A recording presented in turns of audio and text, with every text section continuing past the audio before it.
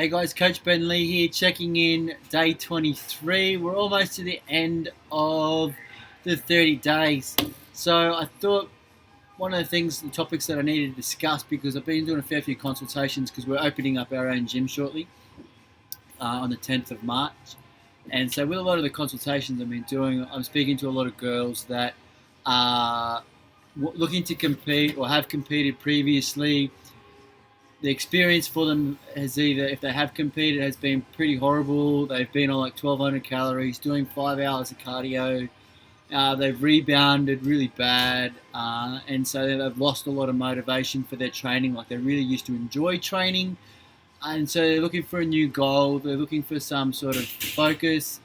They just don't know where to go. So I thought I'd just speak to you today with regards to what we need to be looking at if you're going to compete. So if you're going to be looking to compete and it's your first time, the most important thing that we need to address here is the reason why that you want to compete. Okay, so the psychology when it comes to competing is something that's not experienced before.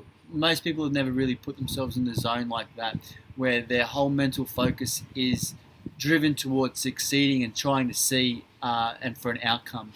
Now, competing can have like quite a glamorous kind of appeal to it. You know, everyone's in the gym, they're training. I think, oh, I'll just tighten up my calories, and away I go. Now, the big problem here is that most girls that I come in contact with, the way that they train or the way they have been exercising isn't really conducive to seeing results when it comes to getting them ready for a competition. So often, if someone comes to me and they don't have a training history, and I mean like a training history, like being trained properly by someone that actually knows what they're doing, okay, and they're creating deficit through training, not like cutting you down at 1,200 calories, which is just ludicrous, okay, then I want to work with you for about 6 months before I feel comfortable by putting you on stage, because I need to get to know you.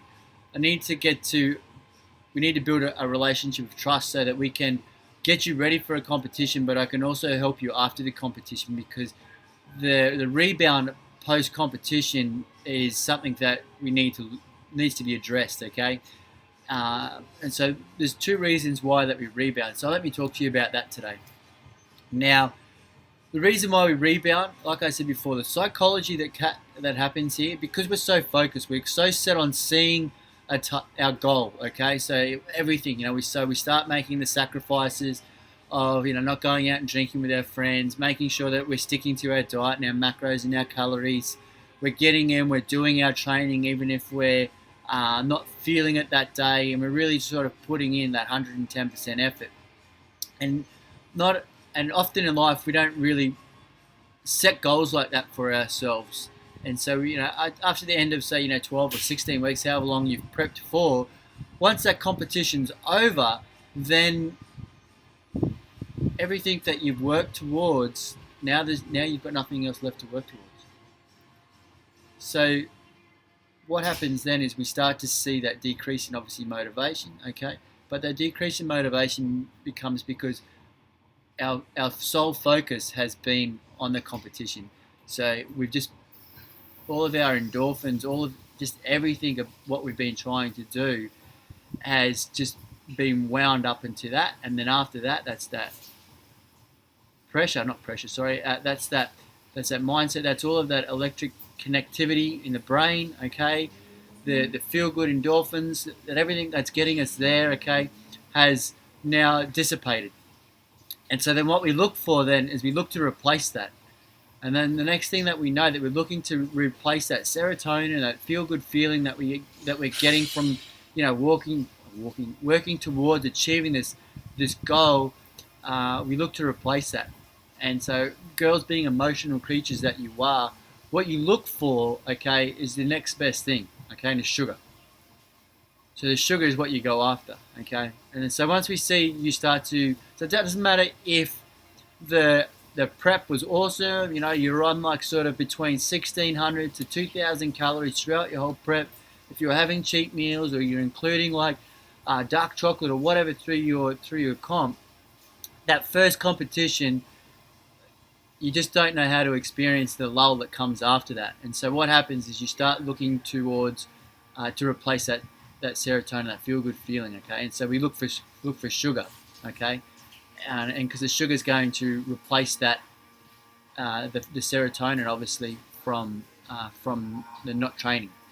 So because we start to replace that with sugar, what happens then is because we haven't our bodies haven't been used to eating this amount of carbohydrates, okay, and our ability to manage the influx, okay, of blood glucose into the system starts then telling our brain, okay, that we need to start upregulating more insulin, okay, to be able to deal with this increase of blood sugar.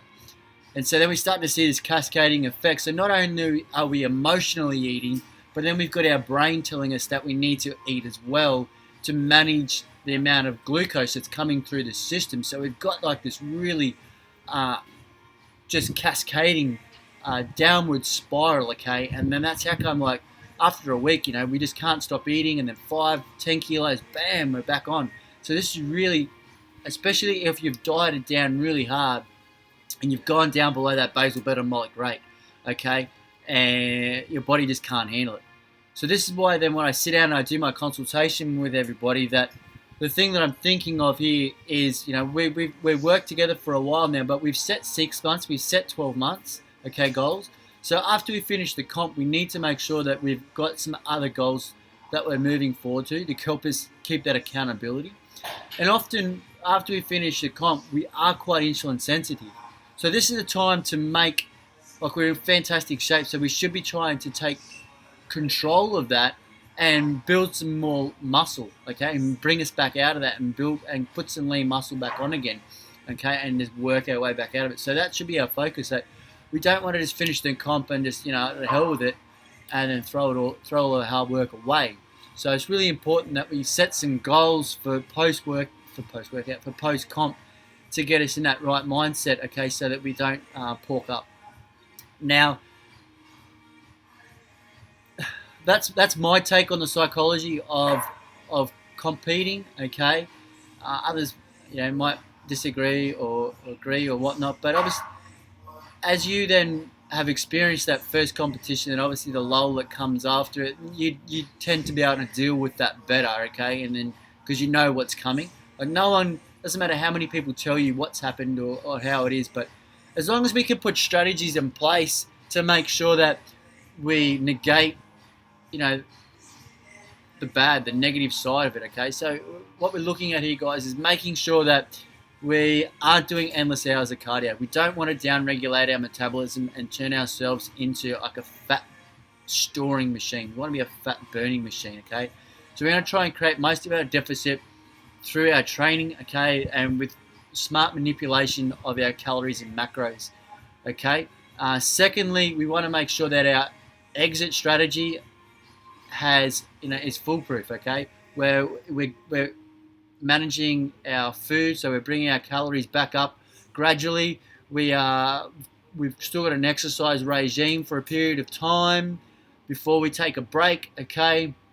Obviously, it's not going to be intense because we've been working quite hard, but we still want to be working out. We need that accountability as well, so we're taking our body fat measurements and things like that, so that we're not we haven't lost focus and we keep our drive moving forward, so that when we're hitting our next goal, okay, in 12 weeks time or 6 months time or whatever that may be, okay, because we don't want to undo all the hard work that we've gone through and done. Okay, guys, so I'm going to talk a little bit more about comp prep tomorrow as well. So just stay tuned for that one on day 24. All right, guys, peace out.